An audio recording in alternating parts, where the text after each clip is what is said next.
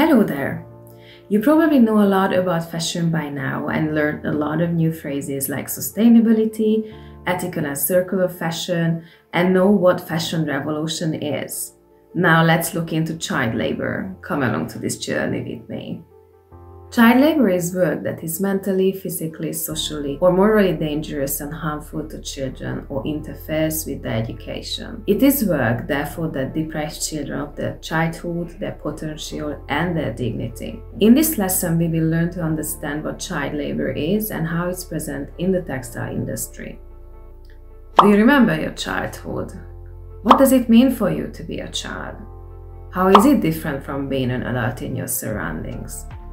I hope you had a nice and active childhood where you could go to school, live with your loving family, have friends to play with, and have a fun life. For many children, it is just a dream. They wake up early to go to work just like adults, do long shifts, and earn very little money or just get paid by daily meals. Could you imagine living like that at the age of 5, 6? Some of them work in textile factories making garments. Maybe what we actually wear now was made by a young child in Bangladesh. In this lesson, we will talk about what child labor is, how it entered the textile industry, and how we can act to stop it. Child labor is when children are doing tasks that are hurting their development, and it steals their dignity, childhood, and time for school. It can even be slavery where children are forced to work. Let's look into how it started. Child labor was mainly household duties the first times, for over thousands of years, like doing dishes, helping in the kitchen, outside with animals and plants for long hours. There was a famous writer in Hungary who wrote a book about an orphan girl who was adopted for the sole purpose of helping around on the farm non-stop for little food and a bed to sleep on in abusive step families. And there are other books like Anne of Green Gables, where the orphan girl was loved and cherished, nurtured and educated while helping around on the farm. Two very different lives for the young girls, but there are common things. They were both poor orphans without family, food, and possibilities. The difference was in their adoptive families' approach towards them. Child labor in England also started like household duties, but then labor markets came, where mass-produced goods were sold and they needed more hands. Children were already doing household duties, they were working at home, so it seemed an obvious step to make them work in the markets, and later, from there it was an easy step into the factories. In the US, children work mostly in mines, glass factories, in the textile industry, agriculture, and also as newsboys, messengers, shoe shiners. With the Industrial Revolution came the rise of child workers. As the world became more industrialized, a lot of poor families had to send their children to work so the family could survive. Children were ideal because of less wages to pay to them, smaller size, and quick work also made them desirable. Not to mention that they were too afraid to rebel against their poor working conditions. What age the children started working and for how long? On average, it was around 10 years old in early 19th century Britain, but in industrial areas it was 8.5 years old. They worked long hours, so they could look like 10 to 14 hours long in miserable conditions and dangerous places. In this industry, we have a lot of tasks that don't need skilled workers, or skills can be learned quickly. Children are better options for the owners. In the textile factories, tasks include like dyeing, sewing, spinning, weaving, cutting, and trimming threads, folding, and also packing. Sometimes they do embroidery too. Tasks also include cotton picking in some countries, where they use the advantage of small fingers that don't ruin the fibers, the cotton. In developing countries, where cotton is one of the main crops, children are forced to harvest the delicate fibers. They work long hours sewing cotton in the spring and then weeding through the summer months. Also, in the cotton industry, children are employed to transfer pollen from one plant to another. They are subjected to long working hours, exposure to pesticides, and they are often paid below the minimum wage. The cotton picking was a big problem in Uzbekistan, where the government forced children to spend the summer picking cotton while threatening them with firing from schools if they did not work. In southern India, factory managers have even been known to put hormones in girls' food so they won't have their periods as they are weaker during these days. And how many of them are working? The International Labour Organization, ILO, says 170 million child laborers are forced to work in the textile industry, mostly for Europe and US, but also for worldwide. Child labor is mostly present in developing countries.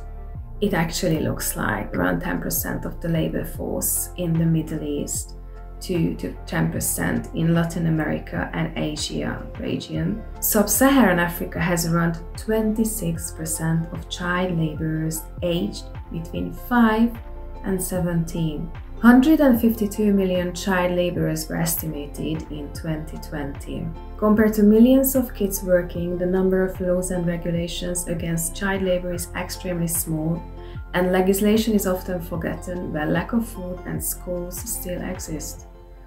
Field researchers say that some recruiters in southern India have bribed children to work for them by promising good wages, food and training, and the children end up like slaves instead of a dream life that they were promised. The short movie shows one case of how a young girl started working at a factory instead of going to school and how she was wrong. You can check the video at waterbear.com. Some children don't even know how old they are, like this girl Nasreen. Read her story, which explains how she was kept as a slave and how she managed to get out of the situation and build something positive out of her experience. You can check the article at thevoiceoffashion.com. Another form of child labor is when children skip school only during the harvest time in places where cotton is grown. It is not full-time work, but it is a form of child labor nevertheless. Causes of child labor: poverty, vulnerability, no schools, lack of education, no other options for the family to earn money, natural disasters, climate change, conflicts, migration. What are the laws against child labor? Let's look into that. In the UK, the first attempt was the Factory Act of 1833. It prohibited employing children younger than 9, also limiting the working hours to 9 and 12 hours a day depending on their age, and on top of that, the act totally eradicated night shifts. In India, the government has enacted the Child Labour Amendment Act 2016. This act completely prohibits the employment of children below 14 years of age. In Pakistan, on the 6th of August 2020, the country banned child domestic labour for the first time, and it was not very long ago if you think about that. In Bangladesh, it is illegal to employ children under 14, but 12 to 13 years old can do light work for up to 42 hours per week. All night shifts working at railways, ports and factories are totally banned. Many good attempts were made in the last 20 years to lower the number of children in child labor worldwide. The UN Sustainable Development Goal 8.7 is saying the child labor should be eradicated by 2025. ILO estimates that from 2000 to 2012, the number of child laborers decreased by 30%. What can we do against child labor? First, we can make sure we don't buy from brands that are known for using children at their factories. Transparency on where our clothes are made is really important. Fashion Revolution's Fashion Transparency Index 2022 finds that 86% of the brands disclose a policy against child labor, but just 4% of the brands disclose that they pay living wages. This comparison suggests that whilst most of the 250 brands evaluated have a policy against child labor, the lack of transparency on living wages suggests a disconnect between the fact that garment workers earn on average 45% less than a living wage, which means they cannot afford their basic needs like food, housing, healthcare, and sending their children to school. This cycle of poverty means that children are sometimes forced into child labor. Poverty is a root cause of child labor. When parents cannot afford to make ends meet. They may be forced to take children out of school and put them into work. Fashion brands would reduce the risk of child labor by addressing the root cause, poverty wages. Fashion brands should focus on improving garment worker wages to a level that is enough for a worker and their family to live on, known as a living wage, so that the children of those workers can go to school and not work. If you are looking to see which brands are transparent, the Fashion Transparency Index is a helpful tool looking at 250 of the world's biggest brands and retailers. It is important to remember that just because a brand discloses that they don't have child labor in their supply chain, it doesn't mean it doesn't exist. What is most important is that they have a robust monitoring system in place to surface and identify cases of child labor and are able to remediate them. To read more about what brands should do in terms of monitoring their supply chains for child labor, check out this resource by the Ethical Trade Initiative. This is a really complex issue, however, so do keep this in mind. Some criticism can be found here, as banning child labor is not always the best solution to children in poverty with no alternative. There are no easy solutions to this complex problem. Overall, due diligence that surfaces child labor is important, and brands must be accountable for fixing the problem. The Fair Wear Foundation is an independent non-profit organization that works to improve conditions for workers in garment factories. Fair Wear works with member brands who are committed to improving the lives of garment workers worldwide. Fair Wear member brands are regularly audited to ensure they are child labor free. You can find a list of member brands here: www.fairwear.org/brands. There are other accreditations like Fair Trade Labor Organization, the Global Organic Textile Standard, and the Ethical Trading Initiative. If you need to buy garments, it is better to support these brands or small local businesses. Be careful where and how you spend your money. We have the responsibility to use our voices for those who can't speak up for themselves. Families need to break the cycle of poverty, earn decent wages so that their children have access to education and training. You can talk about child labor with your family and friends to raise awareness, and also in your school.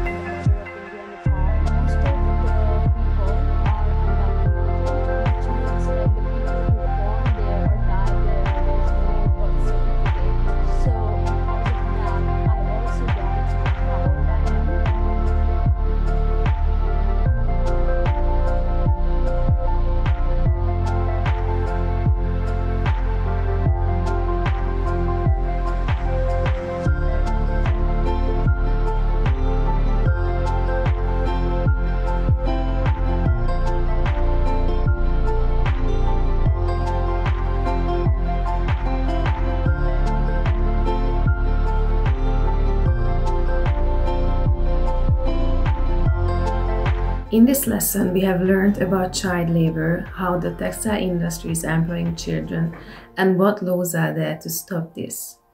We have also seen solutions of what we can do to stop child labor. The most important thing to understand is that these children are not happily going to work and enjoying their time there, but are forced to do so they can support their families or themselves. Poverty is the major cause, and with education and support, these children can be freed from modern-day slavery and can have a good life. We encourage you to ask yourself these questions and give an honest answer. Before the lesson, did you know these things happen in the world? Could you feel sympathy with any of the children who were listed as an example in this lesson? Which one of them specifically? What part of their story hit you the hardest? Can you grasp why? Can you imagine working 15 hours a day? How would you feel if you didn't get your due wage after a hard day of work? Do you think it is acceptable? Would you be willing to speak up for someone who has gone through such injustice in their life? Can you think of something you personally can do which would improve the situation? We hope you are now doing a little research of your favorite brands as well and check if they employ children. If it is not on the internet, you can request information from the company. An honest and ethical fashion brand will give you answers to your questions. This would mean they have nothing to hide and are willing to be transparent about it, which is something Fashion Revolution welcomes. Transparency entails a lot of other topics as well, and child labor is one of the issues that the Fashion Transparency Index takes a look at specifically. Find out more on fashionrevolution.org/about/transparency. Also, take care what type of jobs you accept.